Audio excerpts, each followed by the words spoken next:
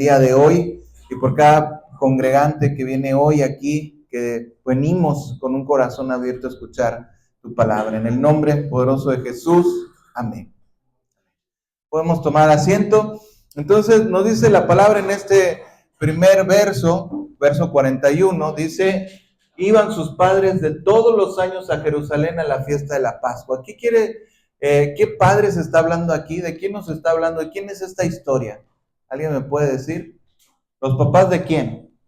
De Jesús. De Jesús, exactamente, muy bien. Entonces estamos viendo este texto, nos está hablando acerca de Jesús en el templo, ¿verdad? Es la visita de Jesús al templo en Jerusalén. Esta es la única historia crónica que de alguna forma canónica de la niñez de Jesús y se encuentra en el Evangelio de Lucas. O sea, en toda la Biblia no nos habla mucho acerca de la experiencia que tuvo Jesús.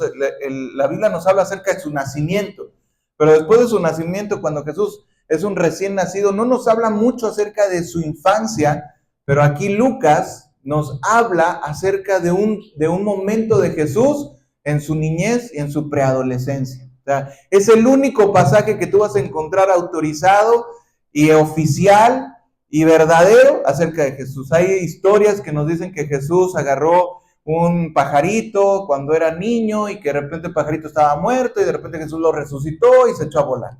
Bueno, esa historia no está en la Biblia. Esa historia no es una historia que nosotros podamos tomar como verdadera. Es un dicho, alguien se imagina que así sucedió, ¿sí? Cualquier cosa que te digan acerca de Jesús niño es algo que la gente se imagina que sucedió. Lo que podemos nosotros saber exactamente en la Biblia de Jesús como niño está aquí, está en Lucas. Y este es el texto que nos habla acerca de la niñez de Jesús. Este modelo de historia es el nacimiento que nos sirve, es como una historia paralela también entre el nacimiento de Samuel. ¿Alguien sabe quién fue el profeta Samuel? Levante su mano. ¿Quién sabe quién fue el profeta Samuel? ¿No? 1, 2, 3. ¿Eiren? ¿Sí? Aquí Diego, Eiren, ¿quién más? ¿Hermana Nancy? ¿Sí sabe? No. Sí, pero no mucho, muy bien. Entonces, hablamos acerca de Samuel. Samuel fue el último de los jueces que tuvo el pueblo de Israel, ¿sí? O sea, Samuel fue un juez del pueblo de Israel antes que viniera el tiempo de los reyes. ¿Sabemos quién fue el rey David? ¿Alguien sabe? ¿Quién sabe quién fue el rey David? Levante su mano. ¿El rey David? Ok, poquito. Ok, entonces sabemos, el rey David fue el segundo rey de Israel, ¿sí? Hoy en día conocemos que existe una nación que se llama Israel. Bueno, la Biblia nos habla acerca del pueblo de Israel, que fue la nación que Dios escogió antes de que viniera Jesús. Jesús salió del pueblo de Israel, ¿sí? Y el pueblo de Israel en su historia tuvo reyes, pero antes de los reyes tuvo jueces. Y en esos jueces, el último de los jueces fue Samuel. Y ese último de los jueces también fue sacerdote, ¿sí? Entonces, Samuel también tiene un paralelismo entre la historia de Jesús y Samuel. Nos habla acerca de que precisamente Samuel nació porque Ana, que fue su mamá, oró a Dios porque Ana era estéril. ¿Sí? ¿Qué significa que una mujer es estéril? Que no puede tener hijos, ¿verdad? Que no, es una persona que no puede no es fértil, es estéril, es una persona que no puede tener familia. Ana era una mujer que no podía tener hijos, era una mujer que no tenía familia. Entonces esta mujer, Ana, cuando ella ora a Dios en el templo y le pide a Dios que le pueda dar un hijo. ¿Quién fue ese hijo? Samuel, ¿sí? Ana, la mamá de Samuel, le pidió a Dios que le diera un hijo y Dios le dio un hijo que se llama Samuel. Este hombre fue dedicado al Señor, este hombre fue un hijo de Dios y se levantó como un sumo sacerdote, ¿sí? Entonces este hombre fue precisamente ahí en ese templo donde estaba visitando Jesús. Dice que el joven Samuel iba creciendo y estaba delante de Dios y tenía gracia también delante de Dios y delante de los hombres. Cuando fue en este mismo templo donde Samuel llegó a comprender su vocación. Dice la palabra de Dios aquí, Lucas 2:41. Iban sus padres todos los años a Jerusalén a la fiesta de la Pascua, ¿sí? Creo que a lo mejor voy a verme muy, una pregunta muy especializada, pero entre los que saben, ¿qué era la Pascua? ¿Alguien sabe qué era la Pascua?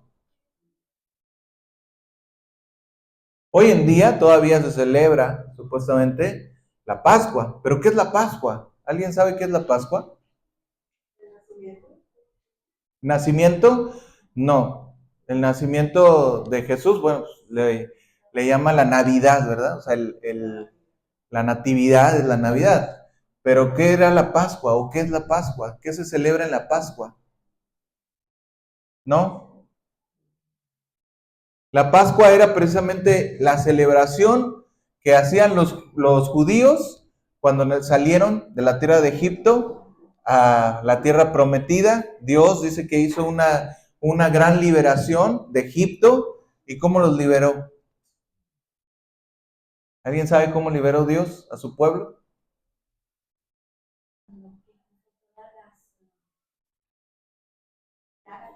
Las plagas. ¿Y cuál fue la última plaga? La mortandad de los primogénitos. Todos los primogénitos del pueblo de Egipto murieron, ¿verdad? O sea, Dios hizo un gran milagro porque pues el faraón no quería dejar ir a los hijos de Israel, eran esclavos, ellos hacían las pirámides que hasta el día de hoy vemos en Egipto, ellos construían esas pirámides y entonces dice que él no quería dejar ir al pueblo de Israel, pero el pueblo de Israel, Dios estaba delante de ellos y les dijo, ustedes van a salir con mano fuerte, con mano poderosa, ¿sí? ¿Y qué fue esa mano poderosa? ¿Cómo se manifestó esa mano poderosa? Bueno, Dios los hizo salir, digamos, de Israel, de Egipto, los hizo salir para que pudieran entrar a la tierra prometida. ¿Cómo entró en la tierra prometida? Bueno, pues de manera poderosa salieron, entraron a ese lugar, ¿verdad? Lucas 2:41 nos habla precisamente que iban ellos, los padres de Jesús, todos los años a Jerusalén en la fiesta de la Pascua. ¿Cuál era esa fiesta de la Pascua? Para recordar cómo Dios había sacado a su pueblo de Egipto a la tierra prometida, ¿verdad? Entonces, iban estos hombres, iban los judíos, de alguna manera estaban obligados a observar 3 festivales: el festival de la Pascua, festival de Pentecostés y el festival de los tabernáculos, ¿sí? Las mujeres judías se les permite asistir, pero no están obligadas. Hombres mayores que viven en un radio de 20 millas a Jerusalén están obligados a asistir a la Pascua cada año. Otros, sin embargo, solo pueden aspirar a hacerlo por lo menos una vez en la vida, ¿sí? Cuando nos está hablando que Jesús, los padres de Jesús fueron a Jerusalén, ellos tuvieron que hacer un viaje de 80 millas. Los que estaban realmente obligados eran los que estaban a 20 millas. Ellos estaban mucho más lejos. Era un viaje de 3 a 4 días, ¿verdad? En cada dirección. O sea, 3 a 4 días se llevaban ir en un lugar y de regreso otros 3 a 4 días. Entonces, casi una semana te llevabas de viaje nada más, sin contar el tiempo que te quedabas ahí en Jerusalén. Entonces, realmente podemos entender cuando nos dice aquí la Biblia que cada año ellos iban a la fiesta de la Pascua, quiere decir que José y María eran unas personas muy observantes, ¿verdad? O sea, se pasaban de la regla a iban a algo más. O sea, ellos buscaban algo más, eran más allá de lo normal, ¿verdad? Y nos dice que inclusive Jesús iba a estar obligado a ir a los 13 años. En realidad, Jesús a esa edad, a los 12, no estaba obligado a ir, pero seguramente lo empezaban a involucrar en las cosas en las cuales él ya tenía que hacer más adelante, ¿sí? Lucas dice que José y María hacen el viaje, entonces cada año nos muestra su observación de la ley, ¿sí? En una forma muy profunda, ¿sí? Entonces, finalmente nos dice en Lucas 2:42, Dice, y cuando tuvo 12 años subieron a Jerusalén conforme a la costumbre de la fiesta. Cuando tuvo 12 años, no estaba obligado todavía, pero subieron. Dice, conforme a la costumbre, ahí déjamelo, no lo apagues. Conforme a la costumbre del día de la fiesta, ya que sus padres asisten a la Pascua cada año en Jerusalén, Jesús ya habrá hecho este viaje. Posiblemente no nos dice que los anteriores se hubiera quedado Jesús, sino nos dice que digamos que en este tiempo iba él conforme a la costumbre de la fiesta. Posiblemente Jesús para este entonces ya hubiera acudido varias veces a esta festividad. Y nos dice la palabra en el verso 43, nos dice, al regresar ellos, acabada la fiesta, se quedó el niño Jesús en Jerusalén sin que lo supiesen José y su madre. Se queda Jesús en Jerusalén, viajando en caravana, de alguna manera, pues se quedó Jesús, porque de alguna forma alguno pudiera decir, bueno, ¿por qué Jesús se quedó? O sea, ¿cómo fue que Jesús se queda, que Jesús se les pierde? O sea, precisamente el tema del día de hoy es perdiendo de vista a Jesús en las fiestas. ¿Por qué? Porque estamos hablando que ellos iban a celebrar, ¿qué fiesta? ¿Se acuerdan? La Pascua, ¿verdad? O sea, estamos hablando de que ellos iban a celebrar una fiesta que era correcta, ¿verdad? O sea, no estamos hablando de que ellos fueran a celebrar una fiesta pagana, no estamos hablando de que ellos fueran a celebrar una fiesta que no estuviera puesta por Dios. Dios les instituye y les dice que iban a celebrar esa fiesta. Inclusive esa fiesta, la fiesta de la Pascua, es una figura de precisamente de la muerte de Jesús. Se tenía que sacrificar un cordero para la Pascua, ¿sí? O sea, el pueblo de Israel fue posible que ellos no murieran todos sus primogénitos. Dijo Dios que le iba a mandar al ángel de la muerte a que matara todos los primogénitos de aquella tierra. ¿Y cómo se iban a salvar el pueblo de Israel para que no murieran? Bueno, maten a un cordero, les dijo, y pongan en la sangre del animal en la puerta, en el dintel. Rocíen con la sangre del animal en la puerta, y entonces cuando pase el ángel de la muerte, verá esa señal y no matará a nadie de tu casa. Y todo el pueblo de Israel fue guardado. Por eso Dios hizo un grande milagro, una grande obra ahí, porque todos salieron sin ninguna muerte y todos los demás tuvieron muerte. Dice que murieron hasta los animales, hasta los primogénitos de los mismos animales murieron, ¿sí? Entonces, ahí cuando nosotros vemos que Dios hacía esta festividad y les mandaba que cada año hicieran la festividad para recordar que Jesús iba a morir. Imagínate, cuando Jesús celebraba cada año esa festividad, él sabía que él era el Cordero de la Pascua, que iba a morir por nosotros.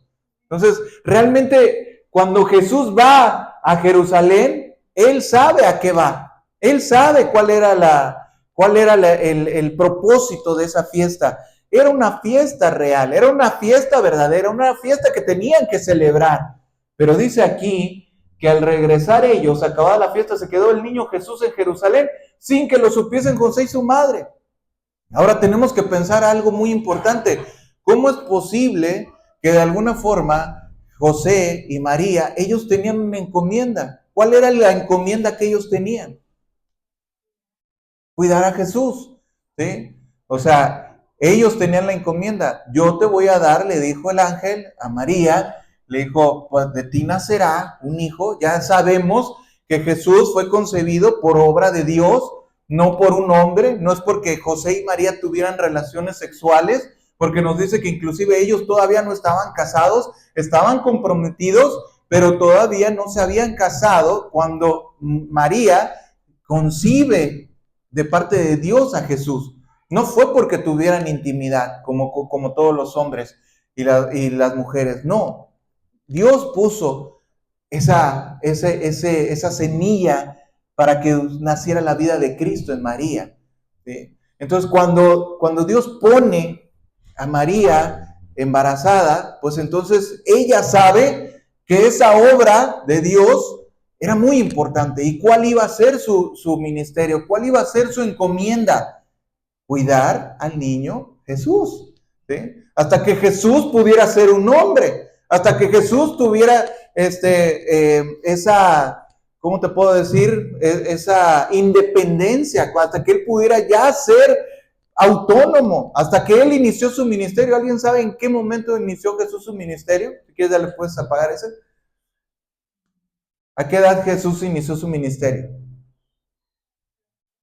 A los 30 años, exactamente. Y murió a los 33, ¿verdad? O sea, 3 años y medio duró su ministerio. En 3 años y medio Jesús volteó al mundo de cabeza. ¿Sí? Algunos dicen que ¿por qué tardó tanto en iniciar su ministerio? Bueno, pues imagínate, si 3 años y medio se tardaron en matarlo, imagínate si hubiera empezado antes, pues lo hubieran matado antes. O sea, realmente Jesús escogió ese tiempo porque era el tiempo en el cual él tenía que manifestarse. Era una edad ya madura en la cual él podía ya predicar y estar iniciando su ministerio como un maestro de la época. Algunas personas pensaban que él era un maestro, pero él no era un maestro, él era Dios. Él es Dios hasta el día de hoy. ¿Sí? Entonces, realmente nosotros vemos la palabra que nos habla acerca del nacimiento de Jesús y después de su obra, y nos habla precisamente que Jesús sabía a qué venía. Jesús sabía a qué estaba él. Se quedó, entonces nos dice, el niño en Jerusalén, ¿sí? Sin que lo supiesen. Imagínate cuál era lo que ellos tenían, el tema de vida. ¿Tú crees que había algo más importante que hacer para José y María que cuidar a Jesús? Pues no, ¿verdad? ¿Era más importante la fiesta? No. O sea, ¿qué cosa más importante tenían que hacer? O sea, no cualquiera de nosotros le diríamos, María, José, cuida a Jesús. O sea, Él es el Salvador, Él nos va a salvar a todos. No lo vayas a perder, no te lo vayan a secuestrar, no lo vayan a matar antes de tiempo. O sea, Jesús es importante que cumpla su ministerio. ¿Cómo se habrán sentido estos hombres, o sea, María y José, cómo se habrán sentido cuando se dieron cuenta que Jesús no estaba? Vamos a ver el siguiente verso. Pero como no le hallaron, volvieron a Jerusalén, buscándole. Fíjate lo que nos dice la palabra de Dios. ¿Cómo crees que se sintieron cuando se dieron cuenta? De repente ya iban un día de camino, todo un día de camino. Oye, y Jesús, pues por ahí ha de andar con los familiares, ha de andar con los amigos, ha de andar por ahí. Y de repente, oye, Jesús, no, pues yo no lo he visto. Oye, Jesús, no, yo tampoco lo he visto. Oye, si habrá salido de allá, no, pues quién sabe, nadie lo vio. ¿Cómo se habrán sentido? ¿Alguien ha experimentado algo así? ¿Se le ha perdido a alguien?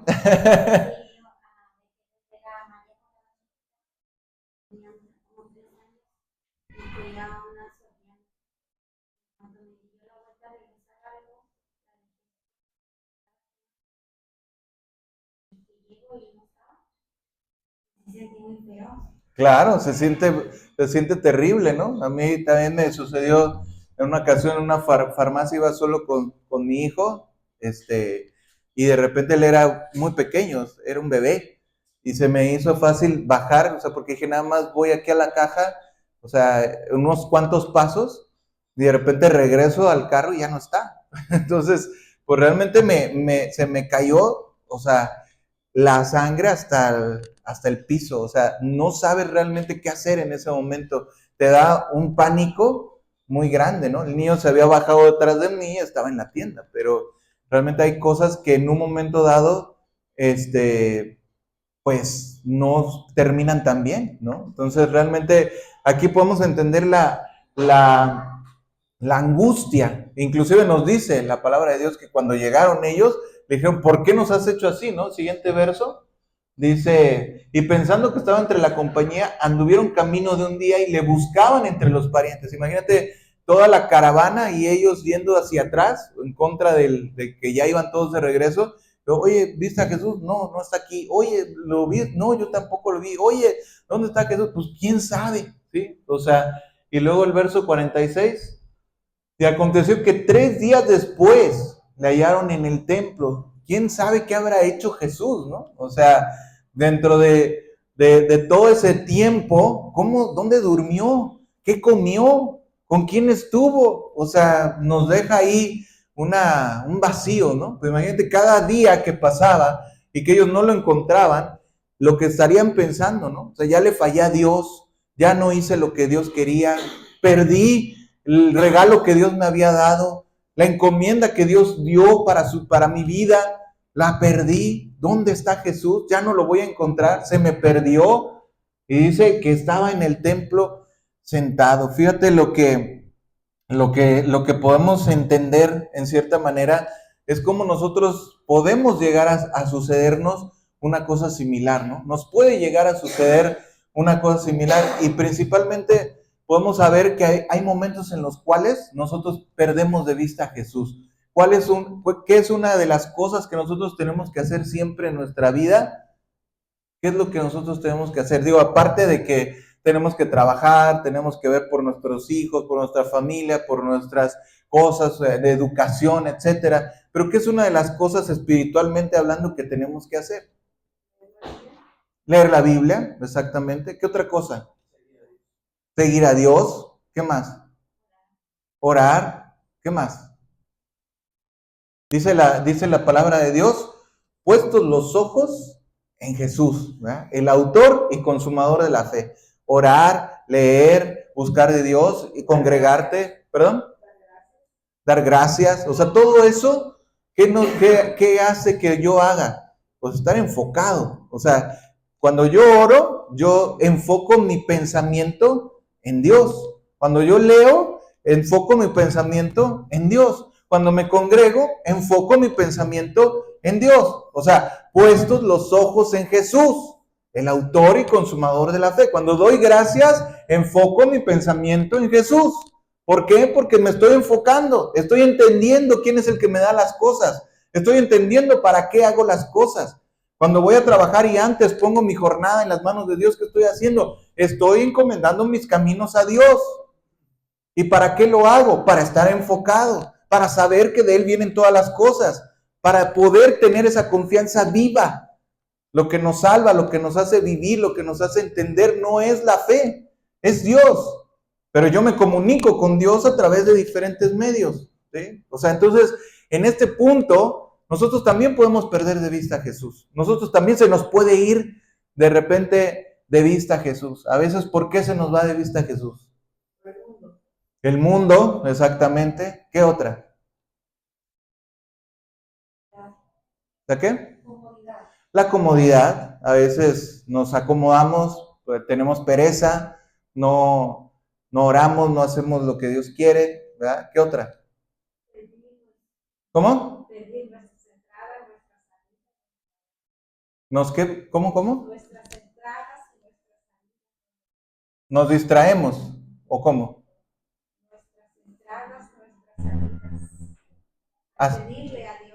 A pedirle, sí. Pero ¿cómo nos distraemos? O sea, ¿cómo dejamos de ver a Dios, Diego? ¿La qué? Hospitalidad, ¿cómo? Pero ¿cómo pierdo yo de vista a Dios? O sea, ¿cómo dejo yo de ver a Dios? ¿Cómo? Falta de tiempo. ¿Qué más?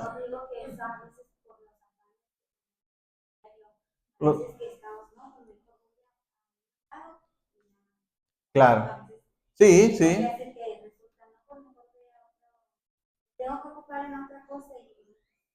Ok, sí, sí, sí. Los afanes de la vida, los problemas. A veces podemos tener un problema muy grande y de repente ya perdemos de vista el enfoque, ¿no? O sea, y aquí realmente también podemos entender que en esta parte no solamente ellos perdieron de vista a Jesús por otra cosa, o sea, la única vez que nos habla que María hubiera fallado en cuidar de Jesús, pudo haber sido solamente esta. No nos habla de otra ocasión, no nos habla de otra situación que haya sucedido, otro detalle, pero finalmente vemos que fue una fiesta, que es algo curioso, ¿no? Que hace que Jesús, o sea, Jesús era el motivo de la fiesta, ¿sí me entiendes? Porque la Pascua era algo que nos estaba recordando lo que Jesús iba a hacer por nosotros. Hoy en día la Pascua se celebra en la Semana Santa, ¿sí? Cuando Jesús muere y bueno, recordamos, la gente recuerda que Jesús murió.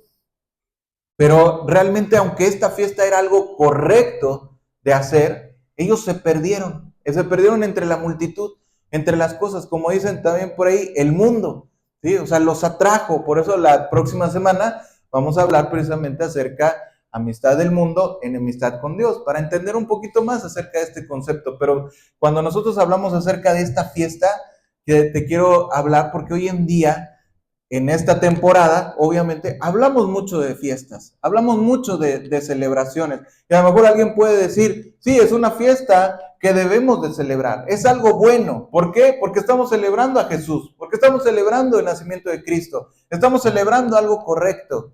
Ah, ok, pero ¿y no será que de repente podemos perder de vista a Jesús en medio de las fiestas? ¿Sí o no? Sí, ¿no?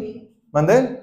En el Buen Fin, precisamente, ¿no? Como hoy en día el tema de las cosas no es Jesús, el tema es las compras, los descuentos, los regalos, las luces, el aguinaldo, la caja de ahorro, el esto, el otro, que no me vayan a robar, porque pues ando comprando y ahora pues el riesgo aumenta. O sea, tantas cosas que a nosotros nos llegan a preocupar y en medio de tantas cosas perdemos de vista el objetivo. O sea, ya se perdió de vista lo que realmente era, ¿no? O sea, dejamos de ver lo más importante. Nos preocupamos por las cosas de este mundo, por las cosas materiales, por qué voy a dar de cenar, por a quién voy a invitar, por cómo le voy a hacer, cómo va a brillar mi casa, cómo voy a brillar yo, qué ropa me voy a poner, qué voy a hacer.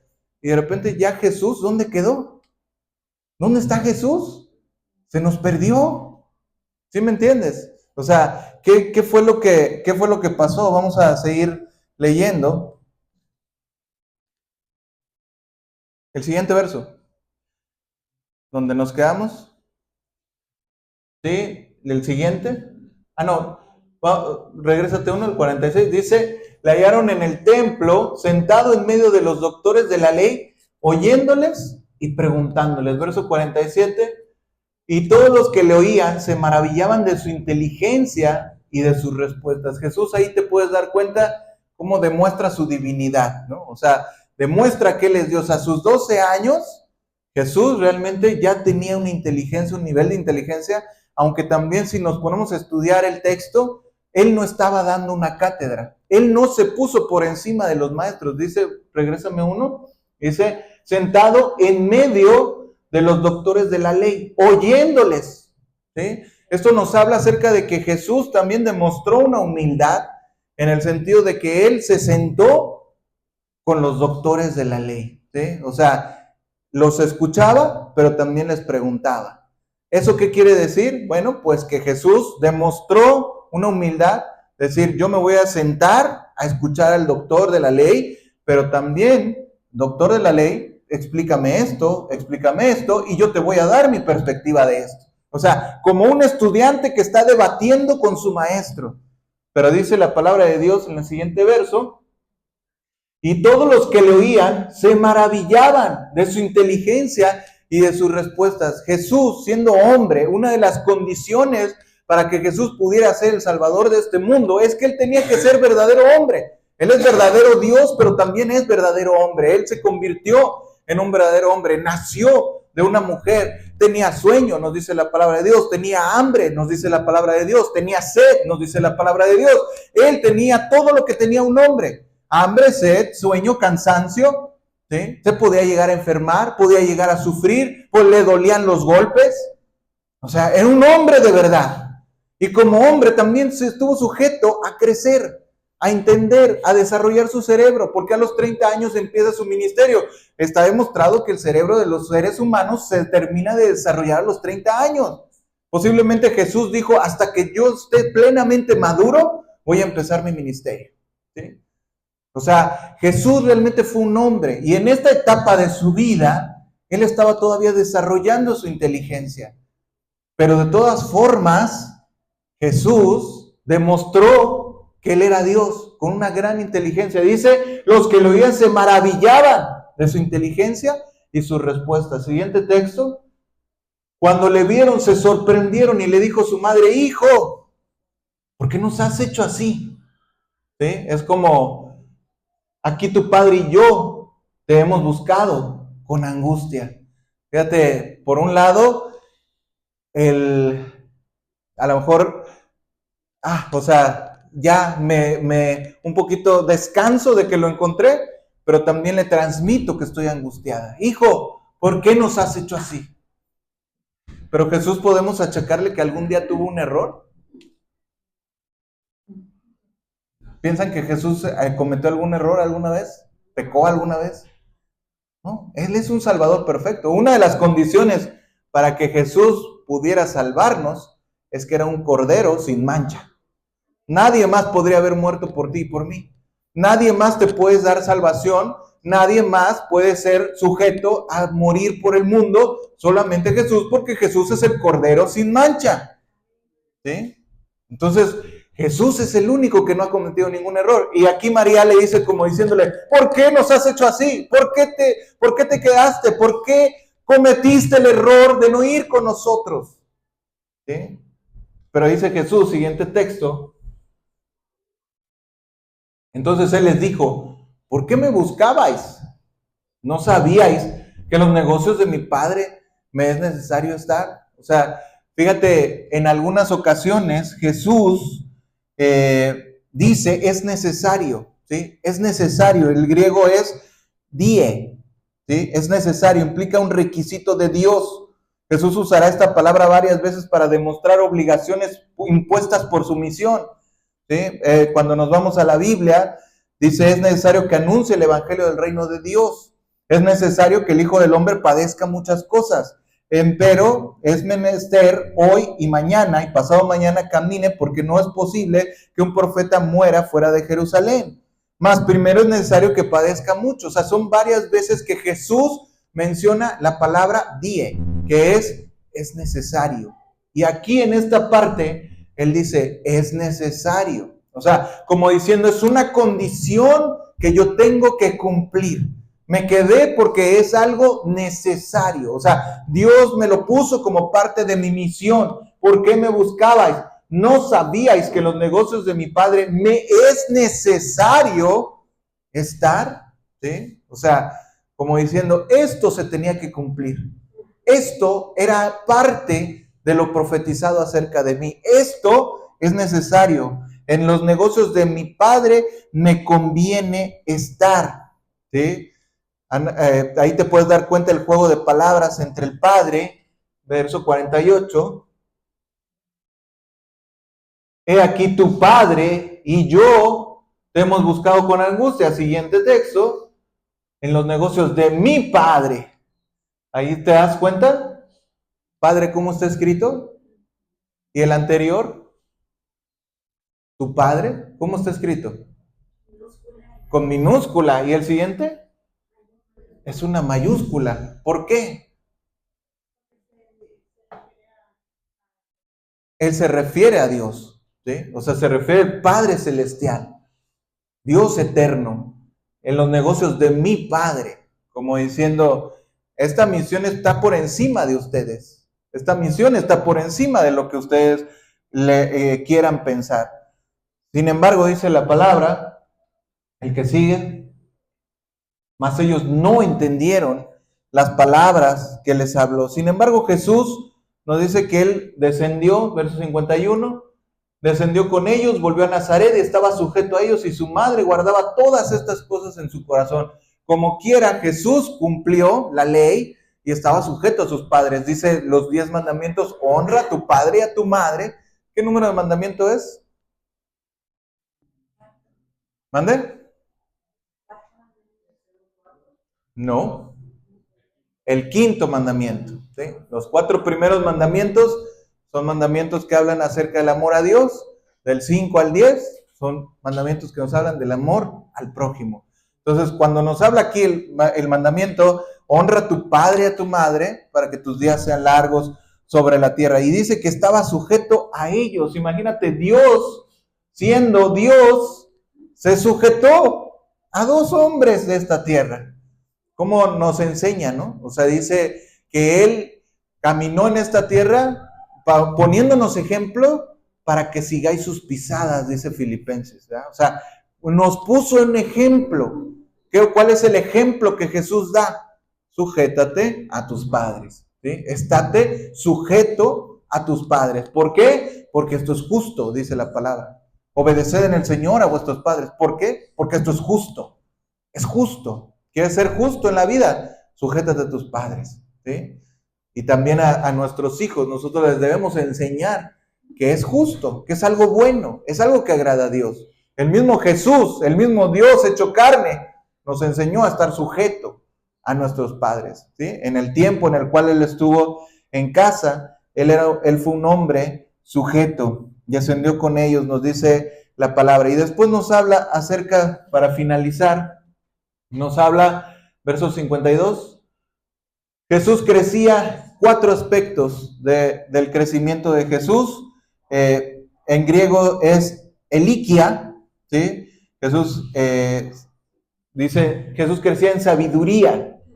Y luego dice en estatura, que es el griego elikia. Elikia nos quiere dar a entender que crecía en años, en altura y en madurez, ¿sí? O sea, esto que dice estatura nos habla del tiempo, o sea, la edad, ¿verdad?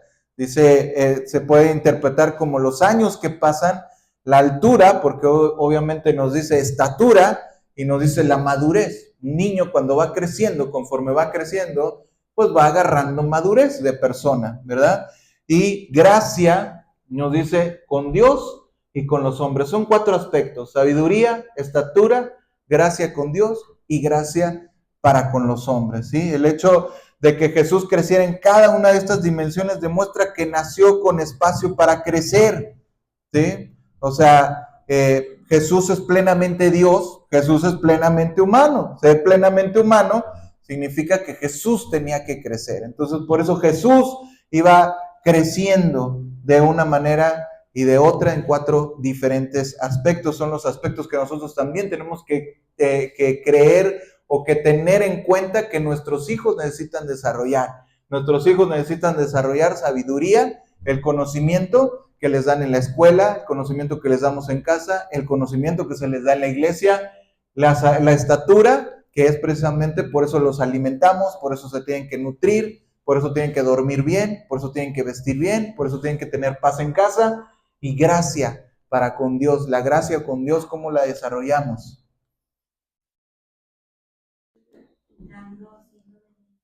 ¿Mande? Estando en obediencia. ¿Qué más? ¿Cómo desarrollar? ¿Mande? Orando, la gracia para con Dios. ¿Qué más? Enseñarles a leer la Biblia. Exactamente, eso es algo muy importante. ¿Cómo vamos a crecer en gracia con Dios si no sabemos su palabra? ¿Verdad? Predicarles con el ejemplo. Sí, Diego. ¿Cómo? Que entiendan, o sea, hablar, dice la Biblia que tenemos que hablar con ellos acerca de las cosas que Dios ha hecho, ¿verdad? Testimonios, hablar acerca de esto, platicarlo en la mesa, la sobremesa, en casa, gracia con Dios y con los hombres. ¿Cómo tenemos gracia? ¿Cómo podemos tener gracia con los hombres? Servicio, o sea, enseñarles que deben de ser servidores. ¿Qué otra cosa? Educación, modales, que respeten las leyes. ¿Cómo?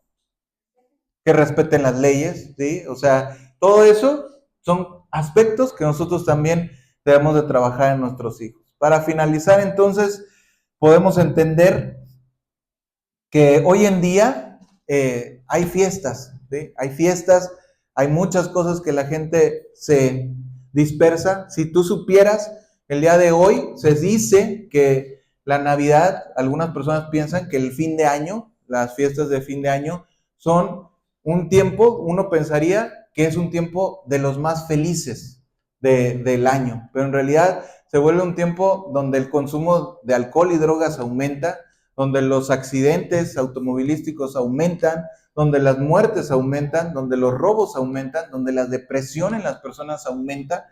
O sea, es un tiempo difícil para la iglesia, ¿sí? Donde la asistencia a la iglesia baja, porque la gente sale de vacaciones, porque la gente se va a otros lados, porque la gente no está enfocada, ¿sí? Porque el nivel también de precios aumenta. La inflación, ¿sí? O sea, estamos en tiempos difíciles, ¿verdad? O sea, tenemos que entender algo. Realmente el tiempo, yo lo tengo que buscar con Dios. Yo tengo que hacerme tiempo para Dios. Yo tengo que buscar que Jesús no se pierda de mi vista.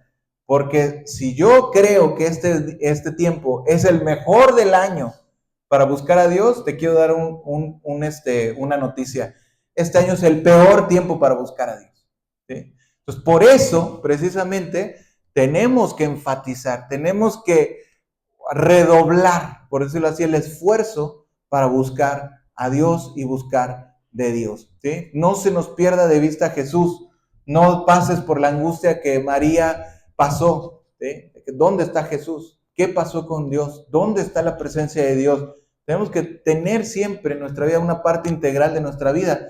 Es también nuestro espíritu, nuestro corazón, nuestra espiritualidad. Tenemos que cuidarla. ¿Cómo la vamos a cuidar? Pues precisamente no perdiendo de vista a Jesús, con los aspectos que hemos hablado. Sí, hermano. Es que también nosotros debemos de que en realidad somos nosotros que nosotros y Él no somos nada. Claro. Sigue siendo Dios. Y finalmente algo que también puedes entender es que los papás de Jesús, ¿dónde lo encontraron? En el templo, ¿sí? O sea, hoy en día no entendemos que no son los templos con manos humanas hechos, o sea, los templos, las paredes, no es donde habita Dios. ¿Dios dónde habita? En el corazón. ¿Y la iglesia qué es la iglesia? Debe ser el corazón. La iglesia está en las personas que buscamos a Dios, ¿verdad? O sea, cuando tú vienes a un lugar donde se predica la palabra, cuando tú vienes a un lugar donde se busca la presencia de Dios con otras personas, ahí estás en una iglesia. Eso es una iglesia. No importa qué día es, no importa en dónde está, no importa si estuviera debajo de un árbol, no importa si estuviera en un parque, me refiero, no importa que estuviera en una plaza, no importa que estuviera al aire libre, no importa que esté en un teatro, no importa dónde esté. La iglesia es donde están los llamados a ser hijos de Dios. ¿Sí? Entonces, ahí en ese lugar donde tú estás, ahí vas a encontrar a Dios. Jesús está en el templo. Jesús está donde se busca su presencia. No la pierdas. No pierdas de vista a Jesús. ¿Sí? Que no te engañen las luces, que no te engañen las cosas que hay en el mundo. La próxima semana estaremos hablando más acerca de qué es el mundo y cómo es esa amistad con el mundo que Dios quiere que separemos. Amén. Pues vamos a terminar poniéndonos de pie para hacer una breve oración y podemos despedirnos. Padre, te damos gracias, Señor, en esta mañana porque podemos escuchar tu palabra, porque nos hablas, nos haces entender tu voluntad. Queremos seguirte, queremos buscarte, queremos ser hijos tuyos, queremos siempre estar nuestros ojos puestos en ti, Señor. Ayúdanos, enséñanos y gracias por darnos este momento junto a ti. En el nombre poderoso de Jesús, amén. Amén. Podemos tomar nuestros asientos en un momentito. Ya van a salir los niños, nada más que terminen su actividad y nos veremos el próximo domingo. Si alguien quiere esperar en la parte de afuera, donde gusten, son bienvenidos. Que Dios les bendiga.